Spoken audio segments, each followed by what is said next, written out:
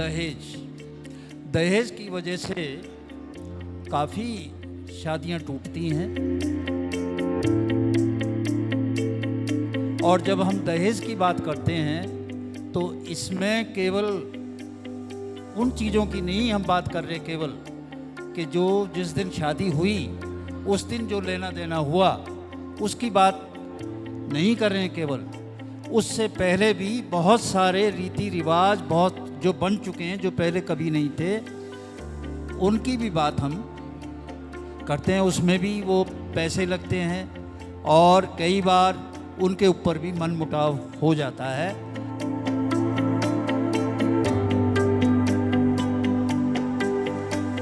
कि दहेज की मांग करने वाले उनसे बड़ा भिखारी कोई नहीं है। ये भी मेरा परिचय है कि जो लोग दहेज लेते देते हैं मैं उन्हें पसंद नहीं करता हूँ। कहते हैं संग दिल के कभी आंसू नहीं होते, पत्थर दिल। कहते हैं संग दिल के कभी आंसू नहीं होते, हमने तो पत्थरों से झरने बहते देखे हैं। भाई गाड़ी कौन सी दे रहा है? भाई छोटी गाड़ी दे रहा है, पैसे नहीं है, क्या बात है, चल एक गाड़ी मैं खड़ी कर दूंगा, ऐसा भी देखा जा रहा। ये परिचर्चा पैनल जो कि दहेज की समस्या से आधारित है और दहेज विवाह के बाद की और विवाह से पहले वाली जो रस्में हैं उनमें हो रही फिजूल खर्ची के बारे में आज हमारा समाज बैठा है, इस पर चर्चा कर रहा है। तो मैं तो ये कहूँगा इस पे हमारे पिछले दिनों एक 2015-16 में हमारे यहाँ एक चर्चा चली और एक पंचायतों का दौर चला ऐसी, उसमें नोएडा भी, गुड़गांव भी, फरीदाबाद भी, दिल्ली भी और पलवल भी खूब अच्छे लोग इकट्ठे हुए, चर्चा भी हुई और काम भी हुआ। थोड़ा सा एक 5 सूत्रीय कार्यक्रम बनाया था।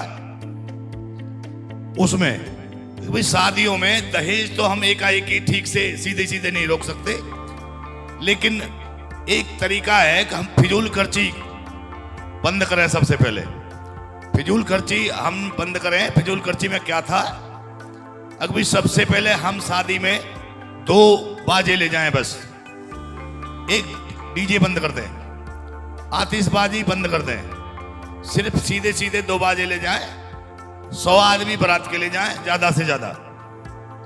और उसमें टेंट में गाड़ी खड़ी ना करें, नई हमारी लिस्ट नहीं पढ़े, आवाज नहीं लगावे, भाई किसने 51,000 दिया या 51 लाख दिया या किसी को कोई जरूरत नहीं है पढ़ने की। चुपचाप अपने कपड़े में बंद करके थैला में, बॉक्स में जो भी देना दे दो। और शराब का टेंट नहीं लगे।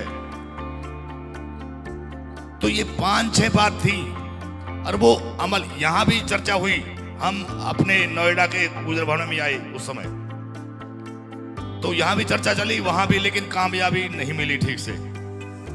मैं आपको बताना चाहता हूं, मेरा गांव नीम का है। गांव में हमारे मास्टर जी बैठे हैं हमारे साथ, गांव में पंचायत की कमेटी बनाई। उसी समय खुद मेरे बच्चों की शादी थी, मैं भी और भी हमारे साथी सब मान गए।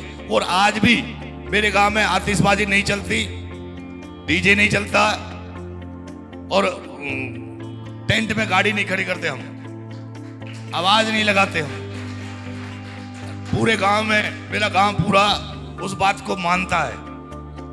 तो मैं तो ये कहूंगा अपने समाज से, हम सीधे सीधे दहेज एक अभिशाप है, बुराई है और हम दुखी हैं। और कहीं जो हमारे संबंध खराब हो रहे हैं उसमें दहेज भी एक मेन कारण है। तो इसको हम सीधे सीधे रोक पाए ये बहुत असंभव है। तो मैं तो यही प्रार्थना करूंगा अपने समाज से, एक मिनिमम प्रोग्राम बनाए छोटा सा समाज में जाने के लिए। भाई जो छोटी छोटी बातें दिखावट ना करें हम। अगर हम दिखावट नहीं करेंगे तो दूसरा भाई उसकी होड़ नहीं करेगा।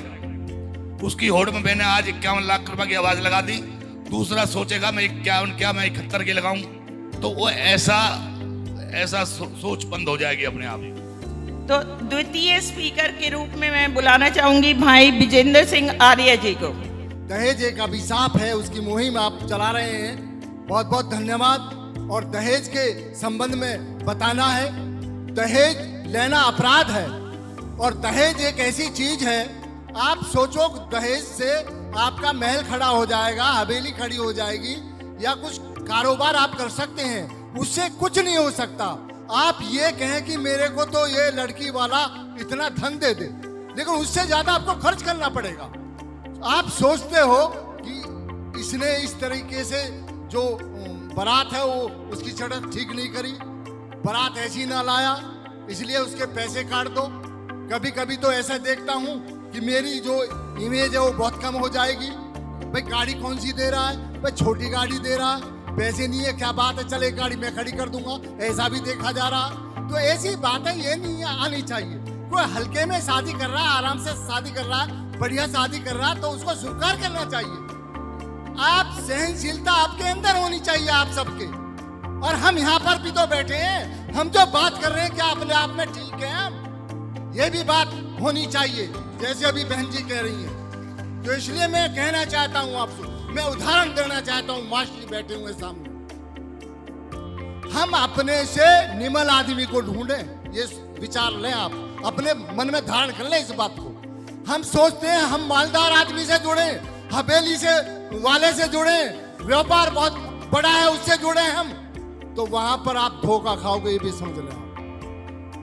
मुंशी जी त्रिलोक चंद जी हैं चिरौड़ी से, मास्टर जी बैठे हुए हैं। तेजपाल जी ने ये कहा, मुंशी जी आपने अपनी लड़की की शादी इतने गरीब घर में कैसे कर दी, कच्चा मकान है उसका, तो उदाहरण है आपके लिए। एमएलए का चुनाव लड़े, इतने बढ़िया आदमी हैं, इतने शौकीन आदमी हैं, इतने पैसे वाले आदमी हैं मुंशी जी त्रिलोक चंद चिरौड़ी, और लालपुर में शादी करी उस लड़के की। तेजपाल जी सिरोरा से बोले कि मुंशी जी आपने ऐसे कैसे शादी कर दी, बहुत गरीब आदमी है। क्या गरीब है? लड़का इंजीनियर है और लड़के अपना पैरों पे खड़ा हुआ है, ये बात समझ लीजिएगा आप। कच्चा मकान है तो मकान बनवा दूंगा, मकान बनवा दिया, लड़की सुख में रह रही है बहुत बढ़िया तरीके से। अब तीसरे वक्ता के रूप में मैं रिक्वेस्ट करूंगी, प्रार्थना करूंगी भाई मुकेश कसाना जी से। मेरा ये कहना है कि दहेज लेना जितना गुनाह है उतना देना भी गुनाह है।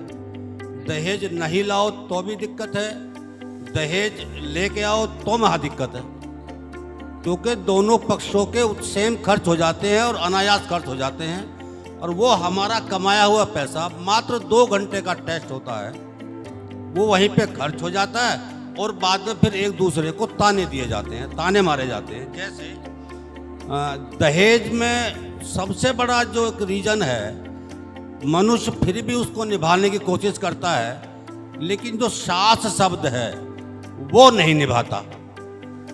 उस लड़की को अगर वो दहेज लेके आई है तो ये कहेगी, अच्छा तू दहेज लाई इसलिए स्टाइल दिखा रही है, जिसे तेरे भाव बड़े हुए हैं, तेरे नखरे बहुत हैं, तू ये भी नहीं करेगी, तू ये भी नहीं करेगी, और वहीं से उसका विवाद शुरू हो जाता है।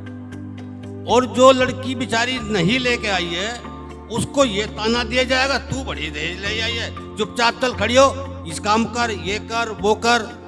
अर्थात कुल मिला के ये कि दहेज संबंधी भी जो विषय है, इस पे महिला वर्ग भी चीटाकशी करे बिना नहीं मानता और उसको बार बार रिपीट करता है। सुबह हो, दोपहर हो, शाम हो, मनुष्य जितना नहीं करता, यानी आदमी जेंट्स नहीं करता है, महिला उस पर ज़्यादा चीटाकटी कसती है, और वहीं से सास बहू के और भाभी उसके नंद के और दौरानी जेठानी के संबंध खराब होने शुरू हो जाते हैं। उसमें बेचारा पिसते वो दोनों जोड़े हैं जो मियाँ बीवी हैं, पति पत्नी हैं, वो एक रहना चाहते हैं, वो अच्छे प्यार से रहना चाहते हैं, लेकिन जो अन्य पारिवारिक महिला हैं वो कहीं ना कहीं उसमें इतनी अड़चन डाल देती है दहेज की वजह से, और लगातार उस पर कमेंट्स करती रहती हैं।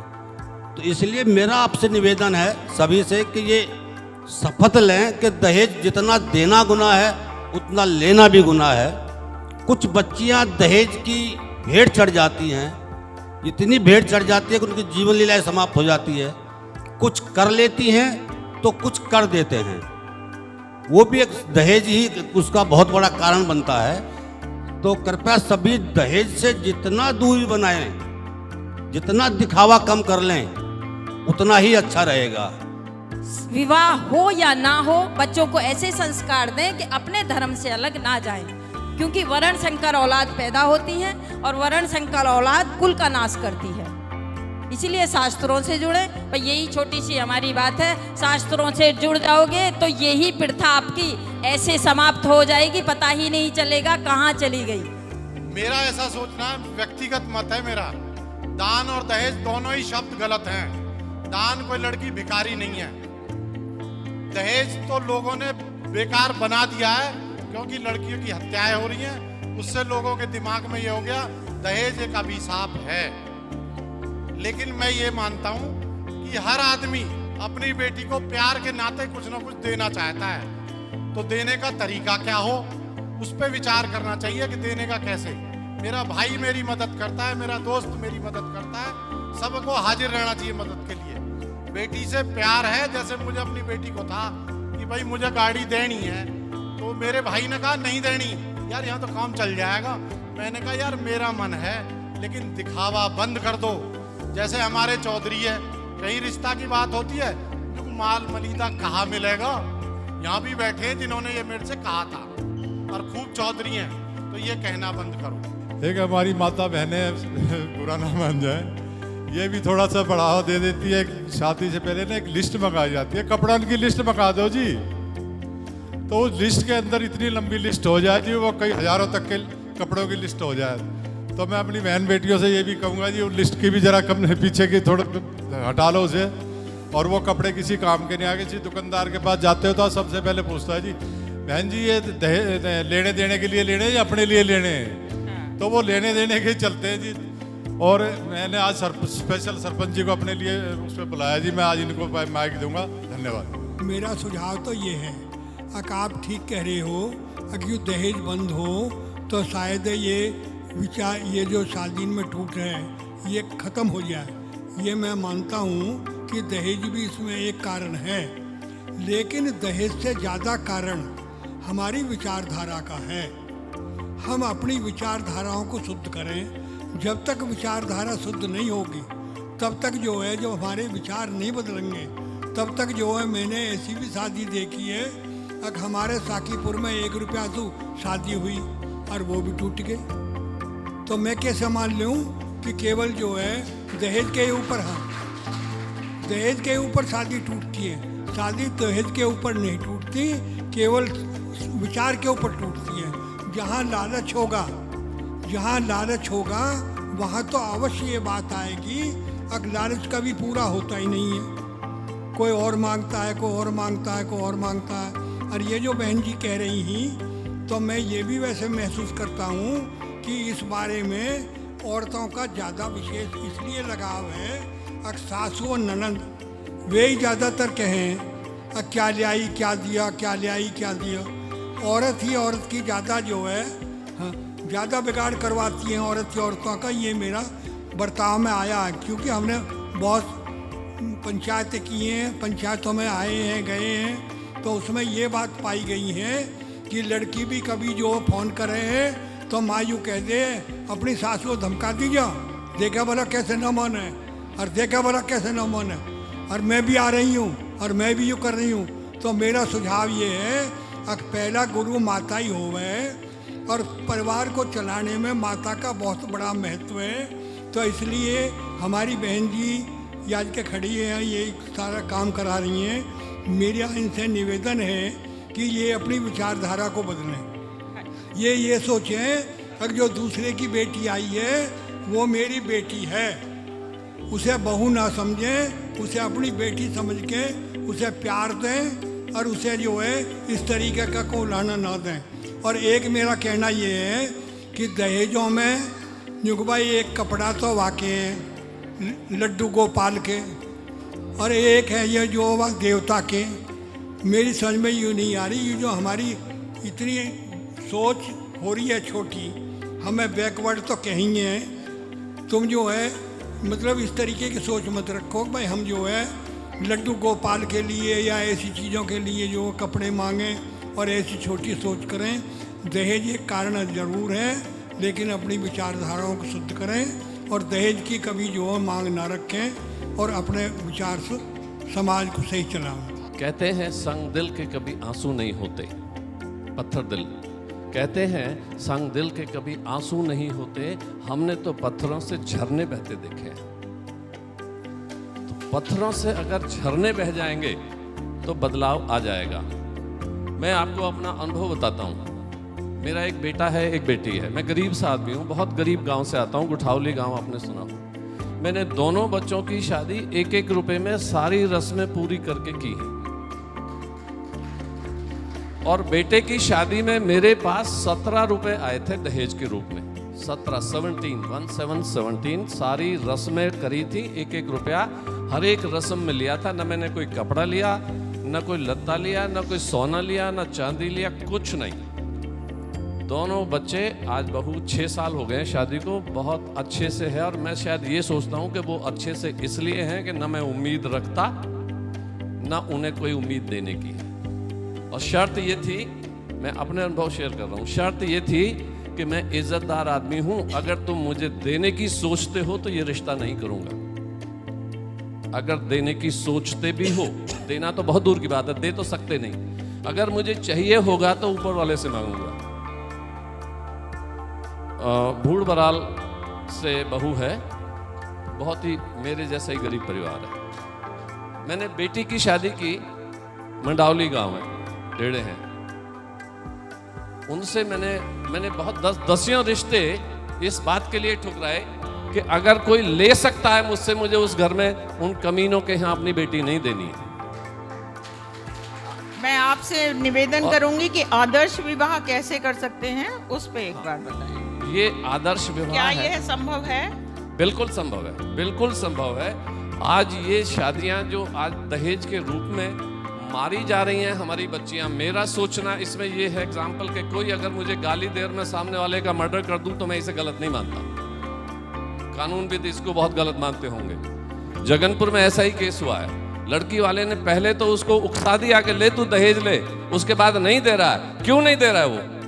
उसे देते रहना चाहिए फिर, अगर इतने दहेज देने वाला है तो। और ये दहेज की कारण है कि उसने लड़की मार दी। कानून अपना रास्ता लेगा। हम ये कहते हैं कि हम दहेज को जड़ से खत्म कर दें। लड़का लड़की सब बराबर है और हम लोग लड़की को अभी उसके बराबर नहीं। आदर्श विवाह के लिए आपका समय हुआ पूरा। आदर्श विवाह के लिए मत दीजिए, मत लीजिए। लड़की को इस लायक बनाइए कि अपने पांव पे खड़ी हो जाए, लड़के को भी इस लायक बनाइए कि अपने पांव पे खड़ी हो जाए। मुझे यकीनन, मैं इस बात को फक्र से कह सकता हूं, न मैंने दिया न लिया। और आप लड़की को, राधा रानी यहां बैठी हैं, राधा बनाइए, वो घर में प्यार बांटे, दहेज न बांटे। धन्यवाद। धन्यवाद भाई साहब। अब मैं नेक्स्ट वक्ता के रूप में भाई सुल्तान नागर जी से अनुरोध करूंगी कि वे आएं और अपने विचार दें दहेज की समस्या के बारे में, फिजूल खर्ची और दिखावे की समस्या के बारे में, और उसका समाधान बताएं। परम आदरणीय दूर दराज से आए मेरे गुर्जर समाज के सितारे और सब समय निकाल कर, मैं उनका बहुत बहुत आभारी हूँ। और जिस किसी ने भी इस मुहिम को चलाया है, क्योंकि मैं नाम नहीं लूँगा क्योंकि सभी की मुहिम है, उनका भी बहुत बहुत धन्यवाद है। जहाँ तक दहेज की और छूटने की बात है, इससे पता न कौन कैसे कब कहाँ पीड़ित हो जाए, ये कुछ कहा नहीं जा सकता। मगर मैं एक बात जरूर कह सकता हूँ, क्योंकि मेरा अनुभव है कि मैं कम से कम 100 से 150 पंचायतों में लड़कियों की मैं रहा हूँ, छूटने छुटाने में भी और बसाने में भी। और मेरा ये आंकड़ा निकल कर आया कि अगर मैं 150 पंचायतों में रहा हूँ तो मुश्किल से मुश्किल मैंने 25 लड़की बसवाई होंगी और 125 छुटवाई होंगी। एक मूल है जिसे आप कह रहे हो दहेज। मैं कहता हूँ मेरी 3 वैरायटी है समाज की, एक 25 पैसा, एक 50 पैसा और एक 1 रुपया। 25 पैसा के तो लाले पड़ रहे हैं रिश्तान के ही, कि कैसे ही मेरे लड़का का रिश्ता हो जाए, बहुत दहेज का जिक्र ही नहीं है। कैसे ही मेरे घर मेरी बेटी आ जा, मेरा वंश चल जा और मेरा चूल्हा चल जा, वो उसी के लिए संघर्ष कर रहा। 25 पैसा उससे वो आगे नहीं सोच पा रहा। जहां तक बात है 1 रुपया की, 1 रुपया उतनी हाइट पे है कि उनके बेटा उनके बेटी कुछ भी कर ले, उन्हें समाज से कोई फर्क नहीं है, न वे समाज में आना चाहते न समाज में जाना चाहते। सिर्फ वो एक लाभ के लिए आते हैं और एक नाम के लिए आते हैं कि हम गुजर हैं, उनका सिर्फ इतना ही है।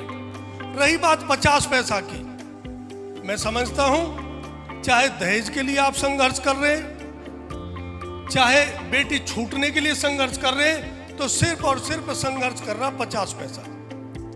क्योंकि हम उस 50 पैसे में हैं कि जब बेटी पढ़ी और या बेटा पढ़ा तो हम इतने व्यस्त हो गए कमाने में, धमाने में और एक दूसरे से आगे निकलने में कि कभी हमने यही ना सोची कि अपनी बेटी को या अपने बेटा को हम बैठ के खाने पे या टेबल पे बैठ के आध घंटा अपने बेटी को या बेटा को दे पाए।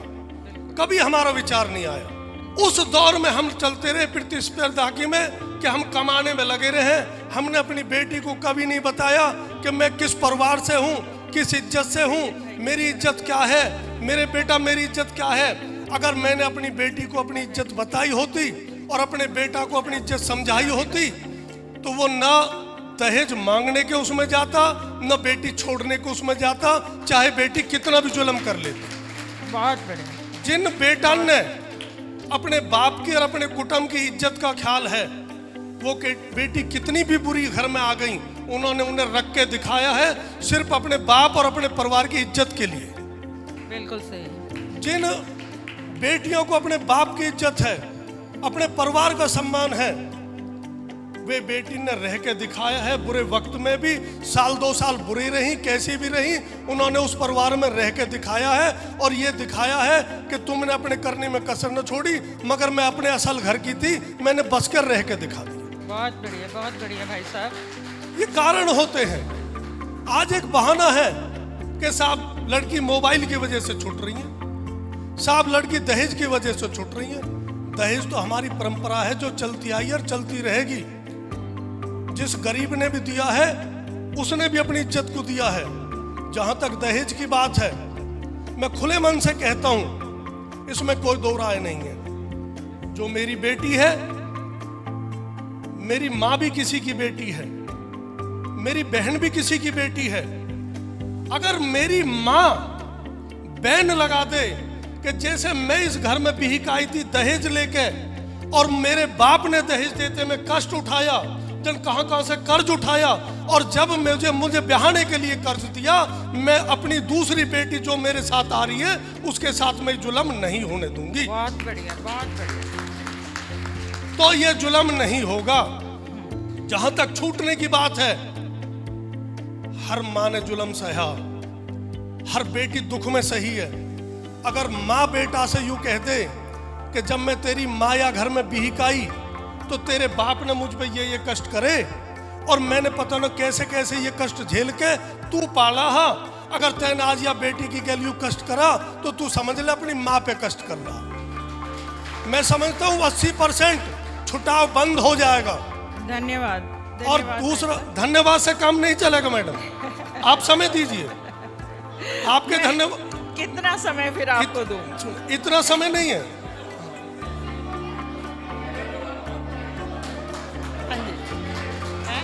चलिए, अगर ये सभा धन्यवाद के लिए तो नहीं चलेगा काम। ठीक। इसके मूल जड़ में जानना पड़ेगा। हम 50% जो लोग 50 पैसा में आते हैं वही तो संघर्ष कर रहे हैं इज्जत का, वही संघर्ष कर रहे हैं आगे बढ़ने का, और हम ही पीड़ित हैं। और उस पीड़ा की वजह जो बाबूजी ने भी कही और मेरे ज्यादा वक्तान ने कही, मैं समझता हूं एक और बात, हमारी जरूरत नहीं है, न तलाक में हमारी जरूरत है, न दहेज में हमारी जरूरत है। जो हम बैठे हैं यहाँ, आपने हम तो यहाँ बेकार बैठा रखे। अगर आपको ये मुहिम चलानी है और इसे सफल बनाना है तो हमारी जगह अगर हमारी माँ और बहनें यहाँ बैठी हो तो ये 2 साल की जगह 1 साल में सफल हो जाए। विनीता जी अपने विचार रखें। आप सभी को मेरा नमस्कार। मैं अपना छोटा सा परिचय देना चाहूँगी। मैंने भारत को रिप्रेजेंट किया था 2018 में इंटरनेशनल प्लेटफॉर्म पे। मैं miss India international second runner up वहाँ से जीत के आई थी। तो मेरा दहेज के लिए समाधान सिर्फ इतना ही होगा कि दहेज को इज्जत से कंपेयर करना बंद किया जाए। लोग सोचते हैं कि दहेज दिया जाएगा तो हमारे समाज में नाक ऊंची होगी। इस चीज़ को बंद किया जाए। और दूसरा पॉइंट मेरा ये है कि जब रिश्ता करने जाएं तो यही देखें कि बेटी के विचार और गुण कैसे हैं। एक दिन दहेज का पैसा, गाड़ी सब खत्म हो जाएगा, रह जाएगी सिर्फ बेटी और उसके संस्कार। धन्यवाद। मैंने कम से कम 1000 पंचायत करी है, 1000 में 500 पंचायत लड़की की हैं। और भैया जब या नियत में आजाद दहेज की बात चल रही है तो लड़की वालों से आप आजाद भैया अब जा तो रही है बात, तो रुपया बढ़ा लें। और लड़का वालों यहाँ पर आजाद 10 आदमी बना दे अपनी गैल, अगर भाई जुआ जोड़ ले, जितने कम से कम हो जाए उतने में गैलों कट जाए। इसलिए मेरे गांव में 4 वे आई फॉर्चूनर, मेरे ख्याल में बाजार तक ना आई, बिक गई। कोई बारात नहीं करी उनने, कोई वो नहीं करा, लेकिन मैं सब सरदार से हाथ जोड़ कहूँगा, अगर भाई पहले तो मुझे नहीं कहनी चाहिए कि लड़की के बारे में कहनी ना चाहिए, कहीं का मुंह नहीं खुला है। लेकिन अब 100 अंक होते हैं, 100 में लड़का 30-40 में है, लड़की 60 में है। दहेज की पीछे की बात रहेगी, दहेज तो लेना और देना उनके मालिक के हाथ में है। फिर जैसे यहाँ पंचायत कर रहे सरदारों, ऐसे पंचायत से काम नहीं चलेगा। कैसे ना चलेगा? अरे गवर्नमेंट में जाओ, बड़े बूढ़े जुड़ा दो। ये नई पीढ़ी जो तैयारी, अभी एक पंचायत हुई, वहाँ वकील ने पंचायत हमारी नहीं चलन दी, नहीं चलन दी वकील ने पंचायत हमारी देवता। इसलिए मैं हाथ जोड़ के प्रार्थना कर रहा हूँ भैया, यहाँ पे जोड़ मत दो, पंचायत मत करो जैसा आज कर रहे हो। यूनियन बनाओ, गवर्नमेंट में जाओ, 10 आदमी जोड़ो। ऐसे ना हो राजकुमार बुला लियो, वो फलौना बुला लियो, भाटी बुला लियो, और 2 बुड्ढे और बैठे रह गए, जाके गलवा चीखने वाको मलवा यार। ये तारी जो यूनियन है हमारी समझ में नहीं आई। जो तुमने भी पार्टी बना रखी है हमारी समझ में नहीं आई। कैसे ना आई? इतने बड़े बूढ़े हमें नहीं मिलाओगे, इतने तारी गाड़ी नहीं चलेगी। इसलिए मेरे हाथ जोड़ के प्रार्थना सरदार तो बस सरदारों, हमने बहुत पंचायत निपटाई है, कत्ल भी निपटाए हैं, वैसे मामले निपटाए हैं, और यूँ अच्छा रास्ता लियो है, मतलब जो कदम उठाए हो बहुत अच्छा उठाए हो। लेकिन यह है और बस करो, क्यों तारे जितने पढ़े लिखे हो तब पे गाड़ी न चलेगी, या मैं हमारा भी चाहिए बगैर पढ़ा। इस पैनल में जितने भी मेरे अधिवक्ता और समाज के श्रोमणी सरदार बैठे हैं, मैं उनसे एक अपील करता हूं कि समाज जागरूकता का काम करता रहे, लेकिन मैं एक अपील करता हूं कि वो इस प्रदेश की सरकार से और सुप्रीम कोर्ट से कानून लाएं, तब ये दहेज रुकेगा। आपका प्रश्न क्या है? प्रश्न मेरा क्वेश्चन मैं करूंगा मैडम। हाँ जी। तो हम नेता हैं, हमें 2 मिनट में हमारा पेट नहीं भरता। श्रीमान जी आपके तीसरे क्वेश्चन का जवाब। लेकिन मैं क्वेश्चन कर रहा हूँ, वो अपील कर रहा हूँ, मैंने अपील करी है वो। अब मेरा क्वेश्चन है, एक तरफ तो समाज के श्रोमणी कहते हैं कि दहेज नहीं लेंगे, और जब समाज में 10 रुपए की बात आती है, क्योंकि हमारे यहाँ बंद है, इसे मत देना। करोड़ रुपए शादी में लेते हो और 10 रुपए पे मना करते हो, तो मेरा ये क्वेश्चन है। दूसरा, आप लोग साइड से कह रहे हो कि दहेज आने दो और दहेज का विरोध भी कर रहे हो। दूसरा मेरा ये क्वेश्चन है, इसमें समाज को सीधा सीधा मार्गदर्शन दो कि दहेज कैसे रुके। और मैं तो एक अपील और करता हूँ, जितनी सरदार यहाँ बैठी है, यह संकल्प ले ले इस परिचर्चा के कार्यक्रम में कि हम दहेज नहीं लेंगे। मैं वचन देता हूँ समाज में कि दहेज समाप्त हो जाएगा। जितने लोग यहाँ बैठे हैं ये हाथ ठाके वचन देते हैं कि इस चर्चा में हम लोग आए हैं, और दिल और दिमाग से कह दें कि हम दहेज नहीं लेंगे, 100% समाप्त हो जाएगा दहेज। बहुत बढ़िया। भाई साहब का जो क्वेश्चन था सती प्रथा, भैया पंडित मदन मोहन मालवीय जी ने ये मुहिम चलाई थी, उसके बाद सती प्रथा खत्म हुई। बाल विवाह दूसरा क्वेश्चन था, बाल विवाह जो खत्म हुआ, स्वामी विवेकानंद जी या महर्षि दयानंद जी ने, कोई से एक ने की शुरुआत की थी। स्वामी दयानंद जी ने शुरुआत करी थी, तो बाल विवाह उन्होंने खत्म किया था।